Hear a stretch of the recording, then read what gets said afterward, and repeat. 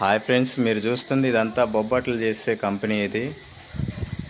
ఈ చెరువు పై నుండి వాటర్ వచ్చేసి మొత్తం ఇట్లా నిండిపోయినాయి. లోపల రూమ్లోకి కూడా వెళ్ళిపోయినాయి. రూమ్లో వచ్చేసి పంచదార, మైదా, పూర్ణం, పప్పు మొత్తం సరుకు మొత్తం ఆగమైపోయింది.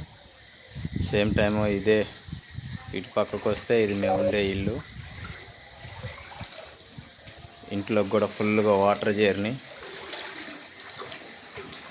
బెడ్రూమ్తో సహా.